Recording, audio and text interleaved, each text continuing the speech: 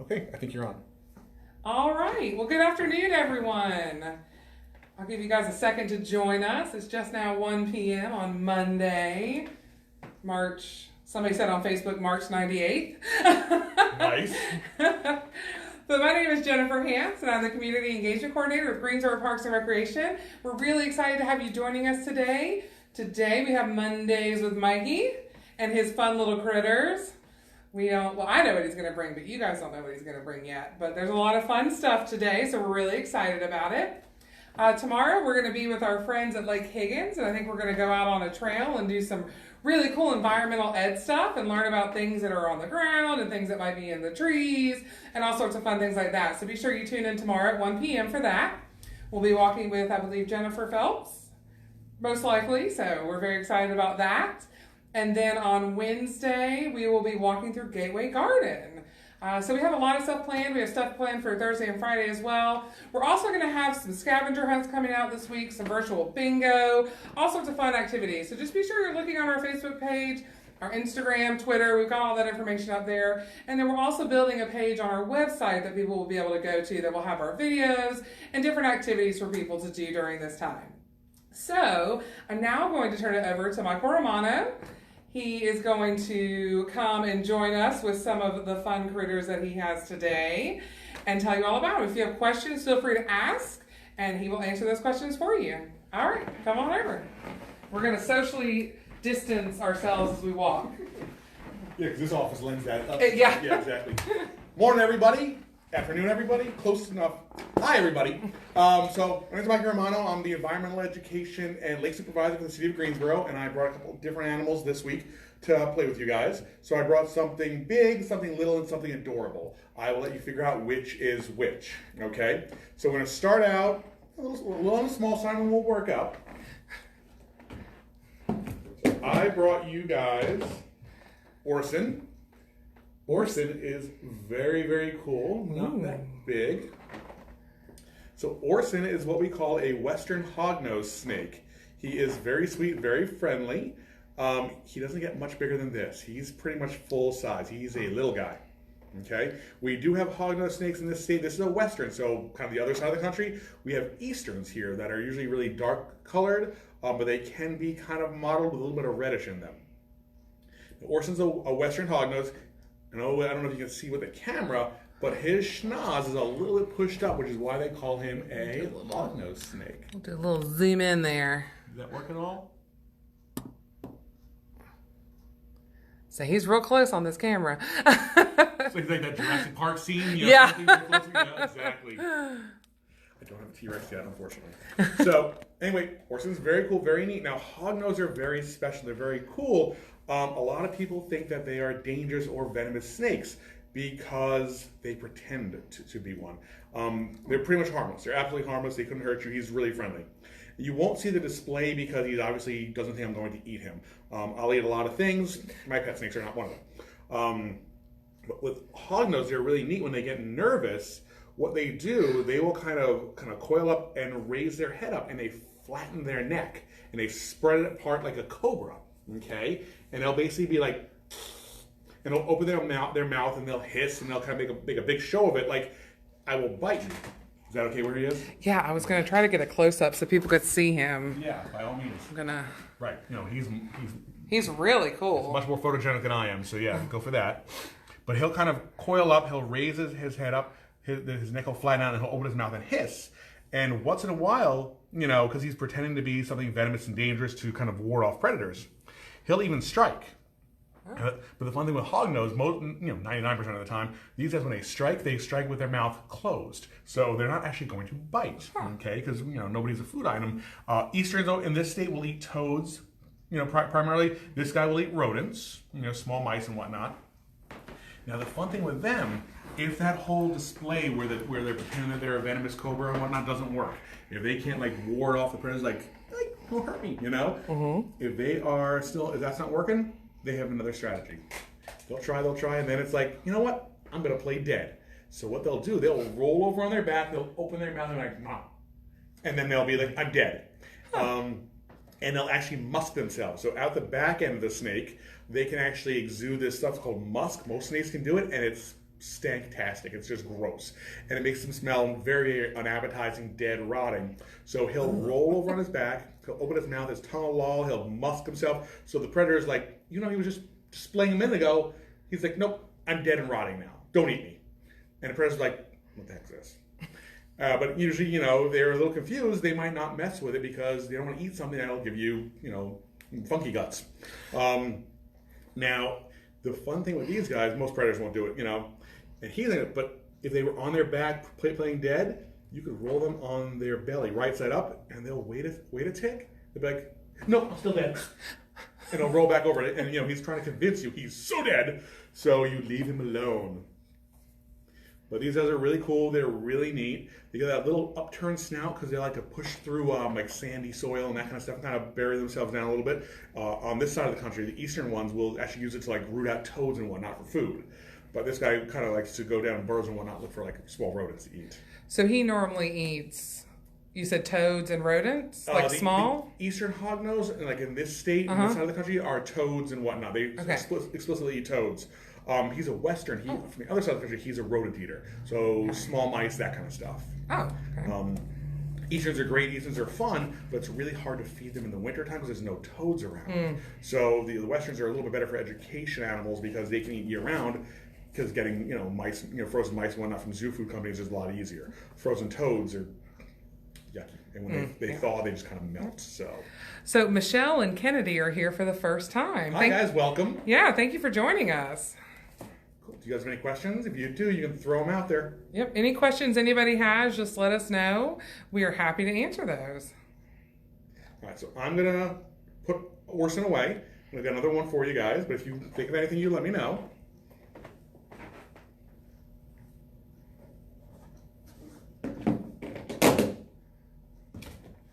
He has another box. He does. I'm just hoping it doesn't have a spider in it. Not this week, but I'll work on that. No!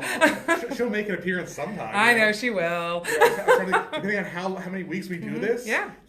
True. How many different animals can I bring? I have touched the tarantula. Right? I did touch her. I'm very scared of them. But I did. You pet the cockroach last week. No, I didn't touch cockroach. No. I know Carla ran away. This is not a tarantula. This is what's called a marine or cane toad. Nope, you want to stay with me? Here, buddy. All right, so they don't really sit still all that well. And he may pee on me. You're welcome. The things I do for you guys. So this is a marine toad. Now this guy, originally this species is from like Central South America area, but this is what we call an invasive species. These guys have been introduced all over the world. They're also called cane toads. Okay, so marine toad or cane toad, names interchangeable. They're called cane toads because people would import them and release them in sugarcane fields to eat the beetles and whatnot and save the crops. The problem is, this guy, hi buddy, thank you. Oh. They just, there we go. Yeah, there we go. You guys might not be able to see it, but he might have just used the bathroom on Mikey. It's part of the job. It's all good. All I know is when we're all back to normal and everything else, people start using this conference table again. I'm never sitting at this seat. We're going to super clean this conference table. Right. Oh, he's unhappy. See, if you hear him chirping a little bit. Uh-huh. Here. Oh, yeah. Yeah, I don't know if you guys can hear him, but he's sort of going. Yeah, he doesn't want me to restrain him. But anyway, so they had released these guys to take care of the beetles in the sugarcane crops. The problem is, not only do they eat the beetles, but they ate everything else. These guys are very opportunistic. They'll swallow anything. So they'll eat any kind of insects they come across. They'll eat other frogs, other toads. They'll be cannibalistic. They'll eat their own kind. They will eat birds. They'll eat rodents. These guys are one of the few amphibians that will actually eat non-moving food. Most amphibians, their vision's based on movement. If you ever saw Jurassic Park, they kind of teased about that. Once the stuff moves, they see they want to eat it. These guys have actually been seen in Florida going in people's backyards to, like, if they fed their dog in the backyard, there's dog chow in their bowl. eating the dog chow out of the bowl. So they'll just eat pretty much anything. They'll eat pretty much anything, and he's a male, so he's a smaller one. The females get much larger, but this is the largest toad species in the world. They can get almost like a body, good couple of inches, and with the legs span like 12 inches long or more. So they get very, very large. Plus, they're massively toxic. Oh. All right. So if you see right behind their eye, there's kind of this. I'm gonna come in on this. Come in. Hey, I think he's out of. Hopefully, he's out of fluid. All right. You see that kind of that bubble right behind it, right there? Those are called the parotid glands, and those are basically like poison glands. Oh.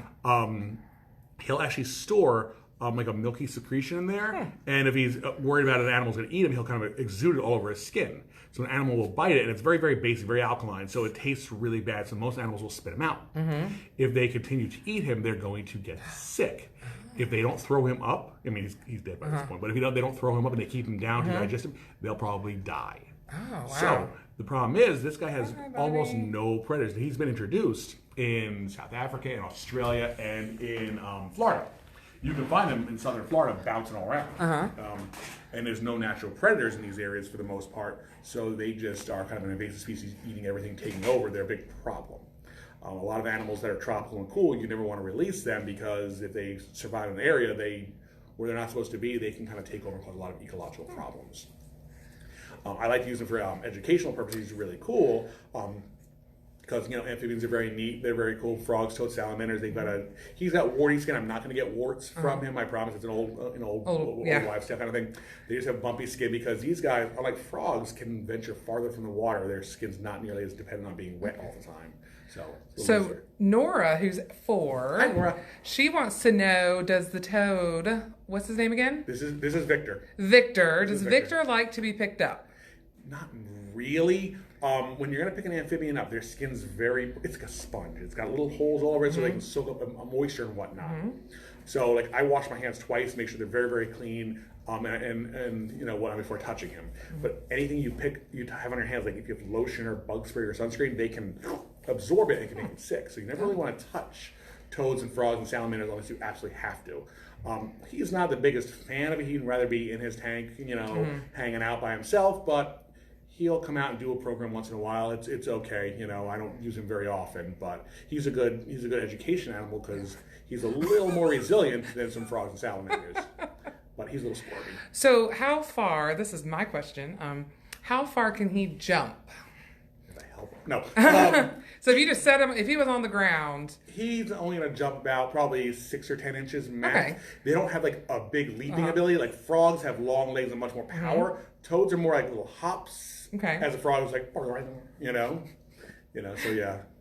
They make that noise too. Do you know what right? Do you know what the longest distance a frog or toad can jump? I want to say I don't know the exact record, but I want to say it's held by it's either an American bullfrog or a leopard frog. Leopard frogs are great leapers. They can leap over 6 feet, no problem, no worries. In one jump? Yes, yeah, they're monster leapers. It's pretty amazing. But I don't remember the exact distance. That's it's one of those species, yeah. Good questions. But see how he's kind of puffing up with air and whatnot? Yeah. Oh, can you guys see that? He'll kind of blow up like a little balloon, so he's like, bigger, like, I'm scary, leave me alone. So he's trying to make himself as big and imposing as possible. Yeah. Can you guys see that? How he sort of puffed? Oh, there, he just deflated. Yeah, because he knows I'm not going to eat him. Yeah. He's just being, gripey. But between the letting loose the fluid and the puffing up air, he's just letting me know, he's like, I'm over this. I don't want to play with you. So Darlo is wondering, besides Victor, how many toads and frogs do you have? I only have 2. I have Victor and JJ. They're my 2 marine toads right now. Nope, I don't have any other ones right now. So I had to make sure because sometimes I get some when it warms up, and if they're a little if they're a little injured or whatnot, I try to help them out and put them back in the wild. But this guy is an education animal, and amphibians are a little harder to keep sometimes. I like to get some during the warm months, just for this spring and summer for programming, and then I release them back to the wild. Keeping them a long time is hard. They're very, very sensitive to water quality and whatnot. In the wild, amphibians are called indicator species because remember I said their skin kind of absorbs everything. So in the wild, frogs and toads, they live in clean water. Mm-hmm. But if there's a lot of pollution or anything or kind of, in the water, they can absorb that and they don't do so well. Huh. So in an area, if you start to lose your frogs, toads, salamanders, that kind of stuff, that's an indicator species, that you got pollutants in the area, and maybe something needs to be done about that, because they're kind of like they kind of like help tell you how your environment's doing.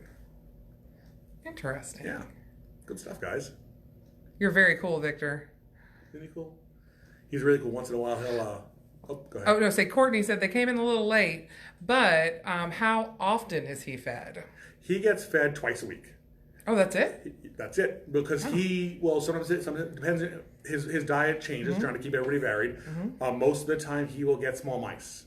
So one small mouse is good for, almost a week. Okay. Sometimes he gets some crickets, that kind of stuff. Once in a while, he'll get what's called dubia roaches. They're, meaty and chunky and crunchy. That kind of, but I try to vary his diet so he gets a little bit of everything, because you won't want to eat the same thing all the time either. Unless it's ice cream. You said ice cream? Unless it's ice cream. I'm like, he eats ice cream? No. What was Kermit the Frogs? Mint chocolate flies or something like that. Yeah. Victor's very cool. He's very cool. So I'm going to put him away. One more for you guys. So what do we think the next one's going to be? Well, obviously it's going to be the big one. So it's the big one, but... Are you sort of going to dump that? No, you're fine. No, you're fine. Before I touch the next one, I wanted to get a little bit of the toad. He's hand sanitizing after the frog. Toad, I'm sorry. The toad.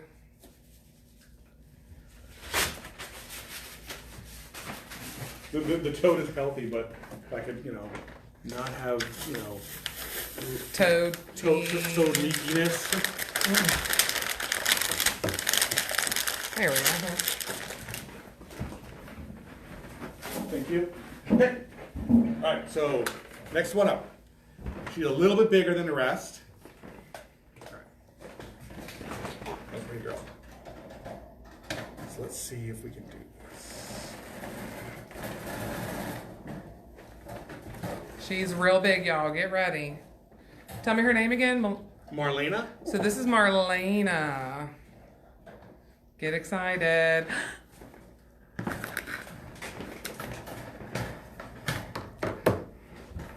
See if I can just kind of pop this out so she can sit in her bed.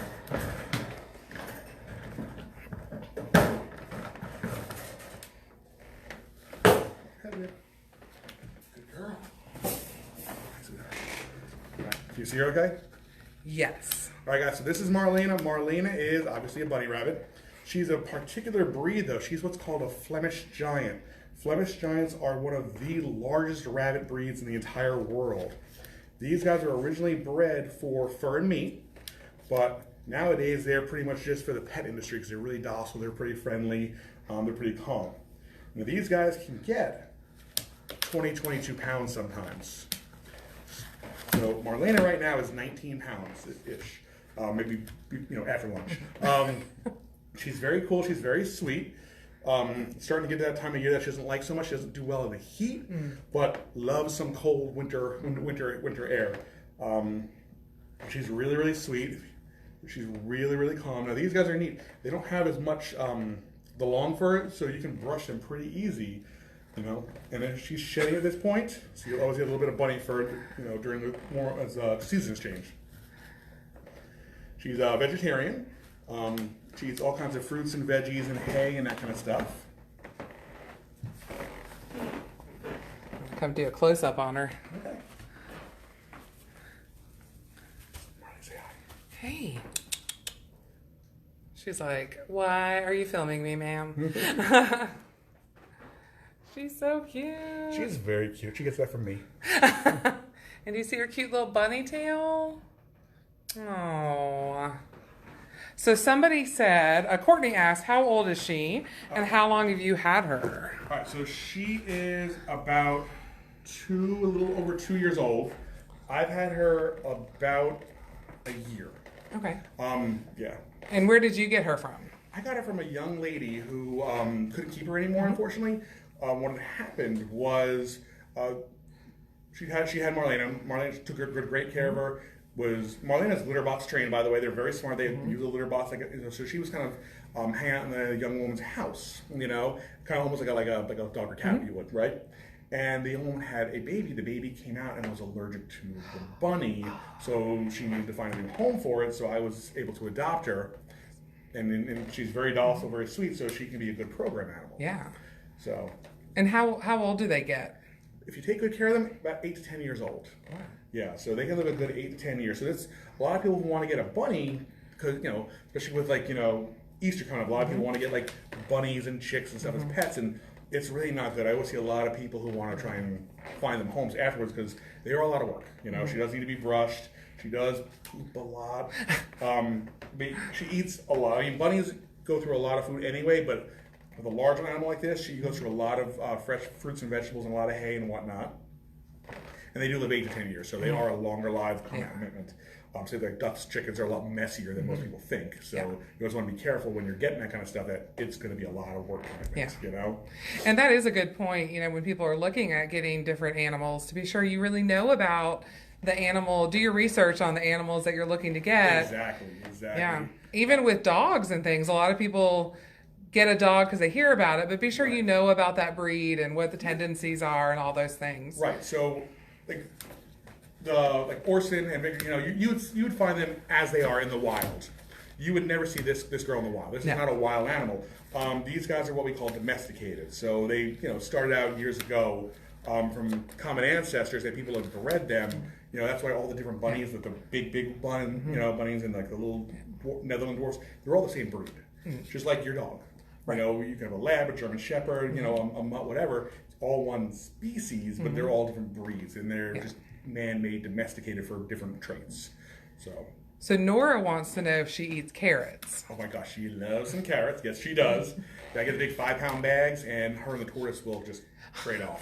The tortoise that we met last week? Oh, Bruce will destroy the carrots. Yes, nice. Yes, exactly. So she likes some carrots. She likes apples, a little bit of broccoli once in a while as a treat. Leafy greens are always good, that kind of stuff. Now, I know with guinea pigs, because I used to have guinea pigs, they can't eat iceberg lettuce.